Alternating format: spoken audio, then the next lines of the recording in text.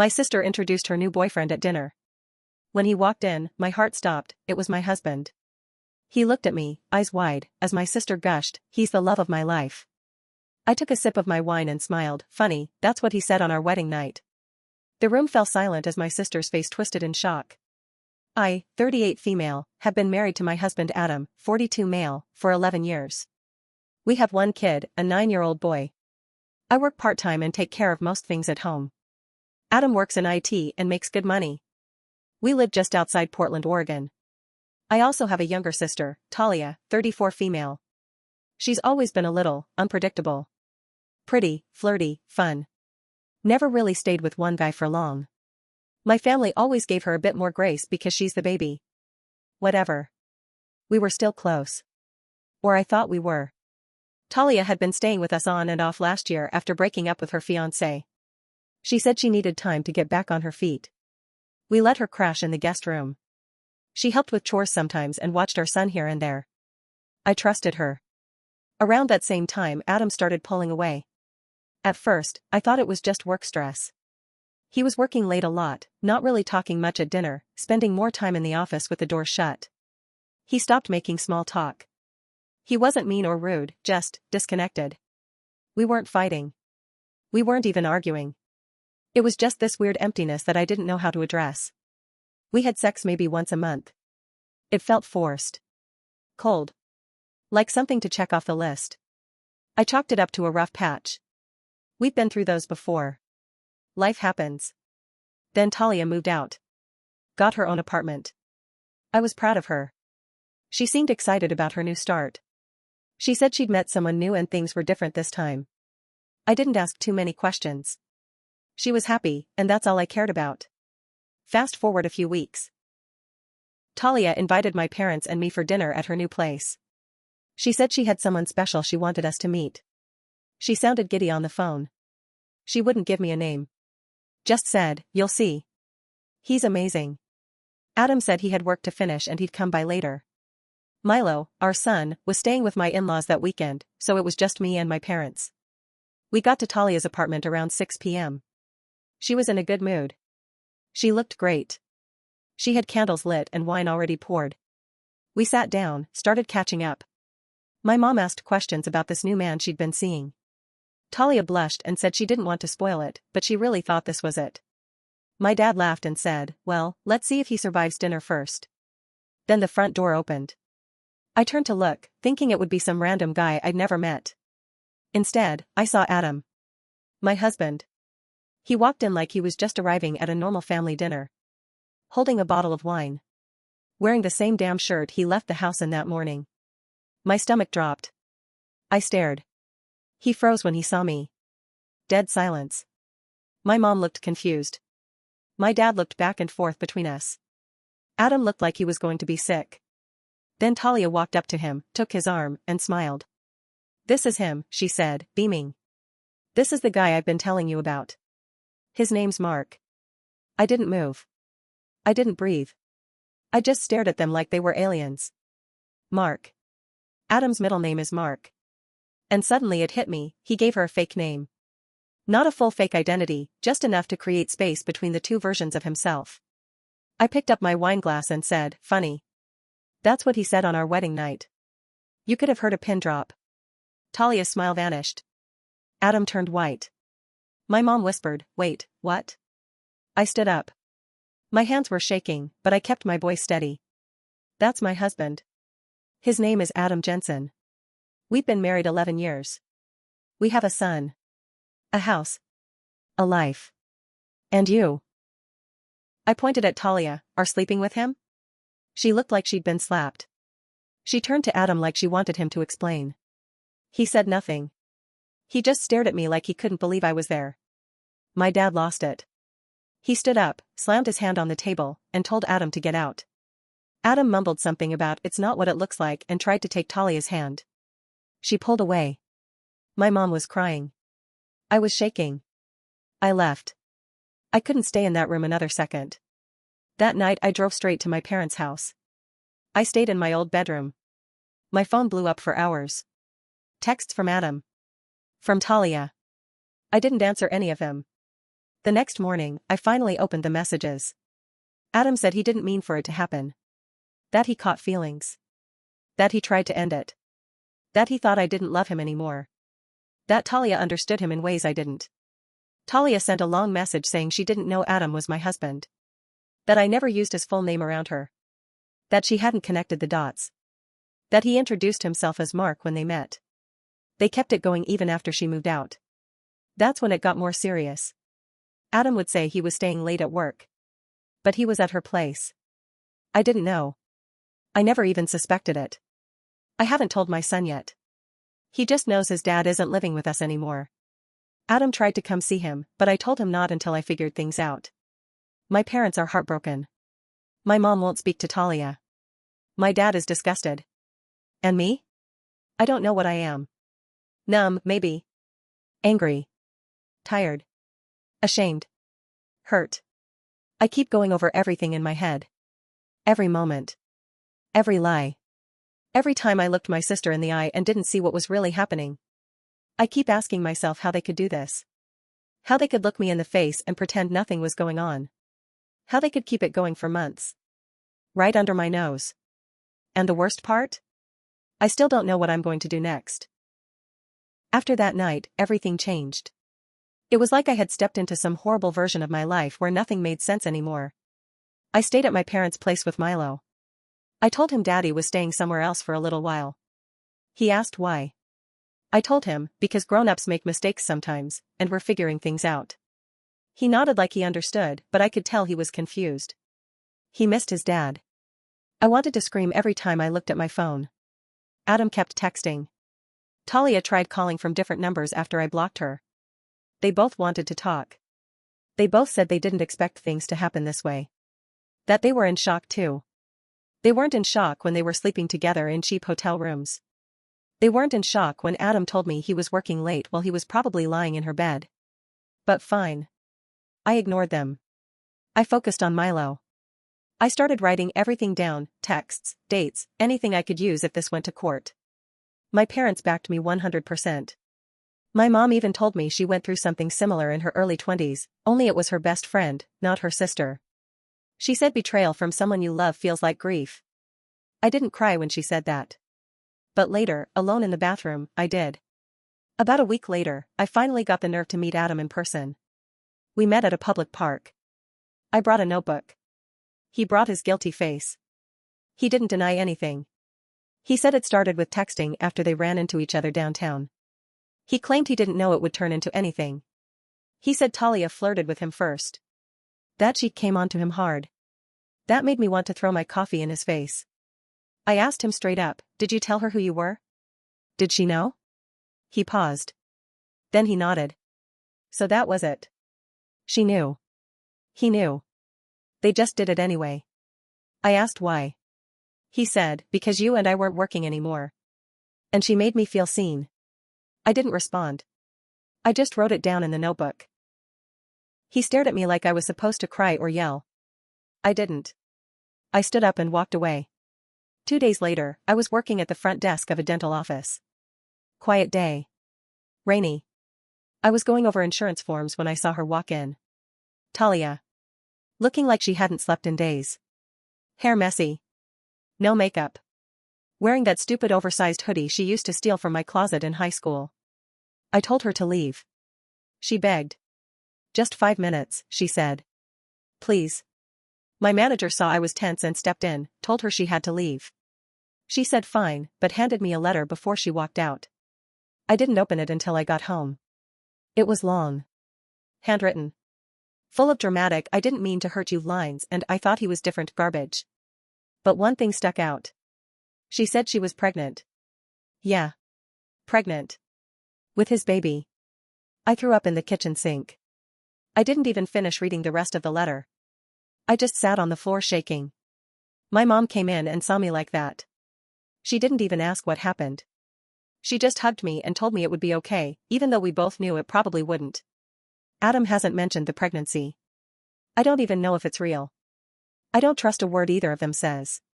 But here's where things get really messy. Last week, Adam's lawyer emailed me. Yes. Lawyer. Apparently, he wants shared custody of Milo. Said he misses his son and wants to be present in his life. Let me get this straight, the man who lied, cheated, humiliated me in front of my whole family, and possibly got my sister pregnant, now wants to split time with our son? He can't even split his damn personality. It was a photo. Talia. At some outdoor cafe. Holding hands with a guy who was not Adam. The message read, "Your sister moves fast." No name. No other text. Just the photo. I stared at it for an hour. Zoomed in. It was definitely her. And definitely not Adam. He looked younger. Early 30s maybe. Tattoo on his hand. Beard. Not Adam's style at all. I didn't know what to think. Was the pregnancy fake? Was this someone she was cheating on Adam with now? And who sent the photo? I didn't reply. I just saved it. Because now I'm starting to wonder if this entire thing goes deeper than I thought. Maybe it wasn't just an affair.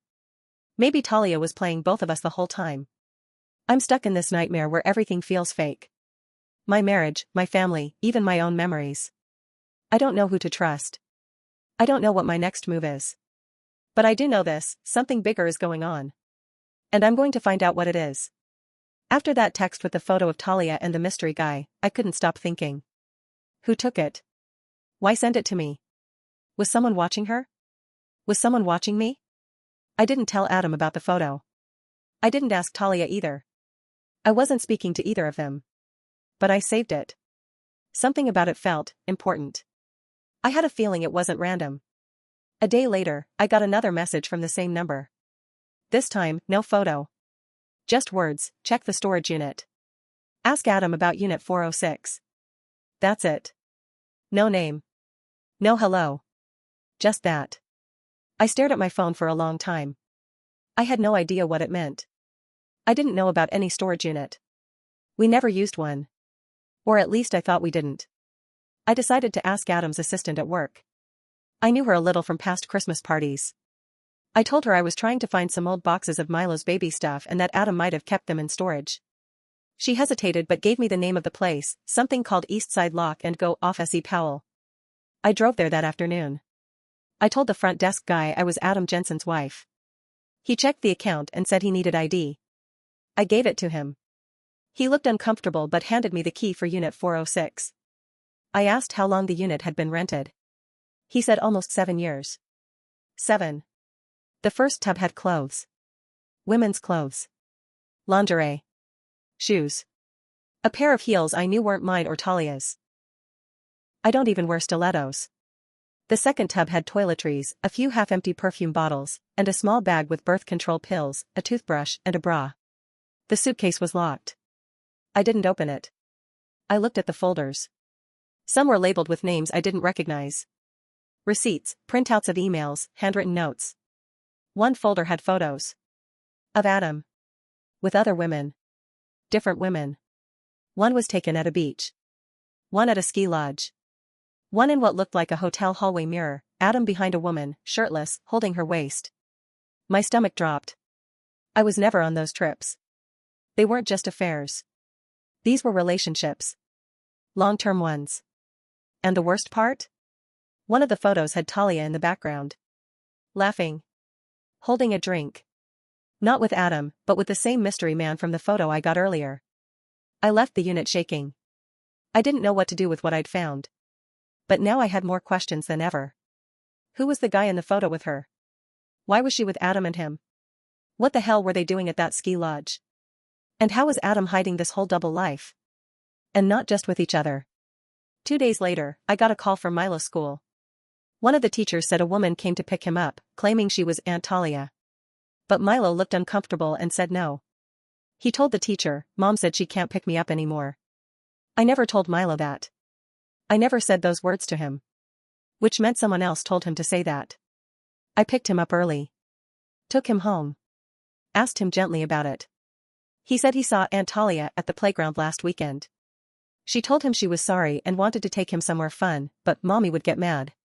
He also said something else. She said Daddy was sad because of the other baby. The other baby. I hadn't spoken that word in front of Milo once. I asked him what he meant. She said Daddy's sad because he's not sure if the baby is his. Now I was shaking. Not just from anger, but fear. Because this wasn't just cheating anymore. This was manipulation. Of me. Of my child. Possibly by both of them. I started digging deeper into the guy from the photo, the one holding Talia's hand. I ran the image through reverse search. Found nothing. Then I showed it to a friend who used to work in law enforcement. He recognized the guy. Not a cop. Not a local. He said, I don't know him personally, but I think that guy used to run cons up in Seattle. Cons. Scams. Credit card fraud. Romance fraud. I didn't want to believe it. I sent the photo to a contact my friend gave me. A week later, I got confirmation. The guy had used 3 different names. Had been investigated for identity fraud. Had fake businesses listed under multiple shell accounts. No arrests, but a long list of complaints. Maybe Adam was. Or maybe we both were. No one has confessed. No one has apologized. Talia is still texting. Adam is still pretending he wants to fix things. I don't know what this is anymore. But I'm not just dealing with heartbreak now. I might be dealing with a scam, a manipulator, and a pregnancy that might not even be real, or might not be his. All I know is, I'm not safe until I find out the truth. After everything, the dinner, the lies, the pregnancy, the storage unit, the photo, the mystery man, I was done sitting in the dark.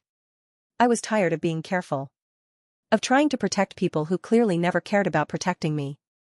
I decided it was time. I invited Talia, Adam, and my parents over for a meeting at my place. Neutral ground. I made sure Milo was at a friend's house. I had my lawyer on standby, and every piece of evidence printed out and ready. When they showed up, I didn't even let anyone sit down. Talia looked nervous. Adam looked annoyed, like he didn't want to be there. My mom was quiet. My dad crossed his arms. I walked to the dining table, dropped the folder on it. We're doing this now. Everything. No more hiding. I turned to Talia first. You said you were pregnant. She nodded, slowly. Yes. I am. I looked at Adam. Is it his? She opened her mouth to speak, but I stopped her. No. Don't say a word yet. Because I know about the other guy. The one from the cafe. The one who's in the photo with you at the ski lodge with Adam. Adam looked up then. What photo? I held it up. Everyone stared. My mom gasped. My dad shook his head. Who is that? Adam asked Talia. She stared at the floor. Didn't speak. So I answered for her. His name is Eric. He's a known con artist. Ran scams in Seattle. And I have a strong feeling this pregnancy is his problem now, not yours. That's when Talia finally cracked. She screamed, You don't understand. None of you understand. She stood up, shaking. I was never supposed to fall for Adam. It started as a game. Eric dared me to flirt with him. He said I couldn't get a married man to fall for me. And when I did, he said we could use the access, the info, the money. I didn't plan to take it this far. I didn't even like Adam at first. She started crying. Then it got real. And I didn't know how to stop. I told Eric I was out, but he said he'd expose me if I didn't keep going. I didn't know what to do. The room was dead silent. Adam looked like someone just hit him in the chest. You used me, he said. I just stared at them. You both broke me, I said. You destroyed a family. For a game. For ego. For whatever selfish reason made sense at the time.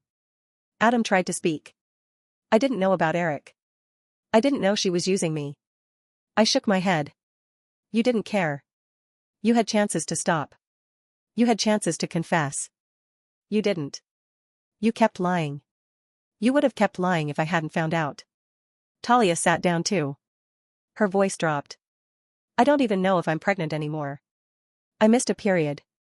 Took a test. It was positive. But I started bleeding yesterday. I haven't seen a doctor yet. I didn't say a word. Let them sit in the mess they created. My mom eventually said something. I tried to raise you both with love and morals. And now I don't even know who either of you are. I told Adam to leave. Told him I'd be handling custody through my lawyer from now on. No more conversations without legal protection. He tried to hug me. I stepped back. No, I said. You don't get to touch me. Ever again. He nodded. Walked out. Didn't even look back. Talia stood at the door like she didn't know where to go. You need help, I told her. Real help. Not from another man. Not from a scammer. From a therapist. A shelter. Something. She whispered, I don't have anywhere to go. I didn't reply. She left. It's been 3 months since that night. Adam moved into a 1-bedroom apartment downtown. He sees Milo every other weekend with supervision. He's trying harder now, to be a decent dad, but I can see it's mostly guilt. Milo asks fewer questions now. Kids adapt, even if they're too young to understand. Talia vanished. Deleted all her social media. My mom said she's staying with some rehab facility up in Washington. I don't ask for updates. I don't want to know. My dad still doesn't speak about what happened. My mom and I are rebuilding our relationship. And me? I've changed. I'm not the same person I was before that dinner. I sleep better. I smile more. I trust less. But I'm okay with that. This whole thing taught me that betrayal doesn't always come from enemies. Sometimes it comes from the people who know you best, the ones you'd never suspect. But it also taught me that I'm stronger than I thought. I survived the unthinkable. I protected my son. I got out with my self-worth intact, even if a little bruised. I don't know if I'll ever fall in love again. But I know this much, I will never settle for less than honesty again. Not from anyone. Not even family.